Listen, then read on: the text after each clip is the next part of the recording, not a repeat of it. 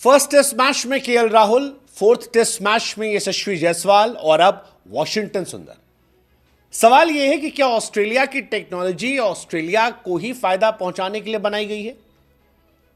क्योंकि पहले मैच में जब केएल राहुल का इंसिडेंट हुआ तब कहा गया जी टेक्नोलॉजी की तरफ देखिए, टेक्नोलॉजी कहती है कि राहुल आउट थे। जायसवाल वाले में कहा गया जी टेक्नोलॉजी खराब हो सकती है, आंखों देखिए। और अब सुंदर में भी वही कहानी आई और इसीलिए सवाल उठने लगा कि भैया ऑस्ट्रेलिया में ऑस्ट्रेलियन टेक्नोलॉजी जो है वो क्या केवल ऑस्ट्रेलिया को फायदा करने के लिए पहुंचाई गई है? क्योंकि जिस तरह से वॉशिंगटन सुंदर को फिफ्थ टेस्ट मैच में आउट दिया गया, उस आउट को लेकर कंट्रोवर्सी शुरू हो गई है और यह सवाल उठ रहा है कि यार क्या टेक्नोलॉजी की मदद से ऑस्ट्रेलिया बेईमानी कर रही है? मतलब हम पहले और चौथे टेस्ट मैच के बीच में उलझे थे। केएल राहुल के बैट टू पैट बॉल एक साथ लगी थी और कहा गया कि टेक्नोलॉजी में दिख रहा है कि बॉल लगी है इसलिए आउट दे रहे हैं। जायसवाल ने शॉट मारा था और कहा गया कि देखिए जी टेक्नोलॉजी में नहीं दिख रहा है लेकिन आंख से दिख रहा है कि बॉल हल्की घूमी है इसलिए आउट दे देते हैं, टेक्नोलॉजी कई बार खराब हो सकती है।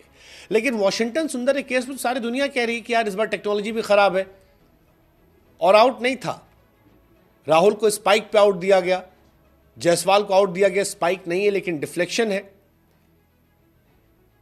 लेकिन इस बार वॉशिंगटन सुंदर के केस में तो डिफ्लेक्शन नहीं था, स्पाइक को लेकर आउट दिया गया और सारी दुनिया में सबने ट्वीट करना शुरू कर दिया, खिलाड़ियों ने कहना शुरू कर दिया कि भाई साहब ये आउट नहीं हो सकता।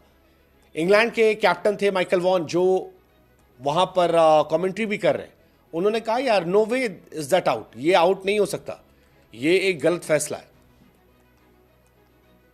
66 ओवर चल रहा था, कमिंस गेंदबाजी करते हैं, पिछली बार भी कमिंस ही थे, जायसवाल के केस में इस बार भी कमिंस थे। जायसवाल पुल शॉट खेलने को करते हैं और आउट हो जाता है।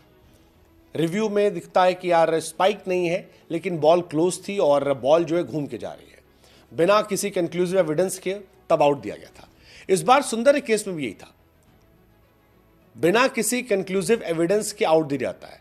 अब सवाल ये उठता है कि अगर ऑनफील्ड अंपायर नॉट आउट दे रहा है, आप रिव्यू ले रहे हो, थर्ड अंपायर के पास फैसला जा रहा है, थर्ड अंपायर के पास टेक्नोलॉजी है, लेकिन उस टेक्नोलॉजी से अगर थर्ड अंपायर कन्विंस नहीं है, टेक्नोलॉजी से जो सारी दुनिया देखती है, क्योंकि टेक्नोलॉजी में आउट है या नॉट आउट है वो सबको दिखाया जाता है, तो सवाल ये उठता है कि फिर आउट कैसे थर्ड अंपायर दे देता है? क्योंकि थर्ड अंपायर भी इंसान है और अगर इंसान का ही फैसला लेना है तो उस इंसान का क्यों नहीं जो ग्राउंड पर है? और अगर थर्ड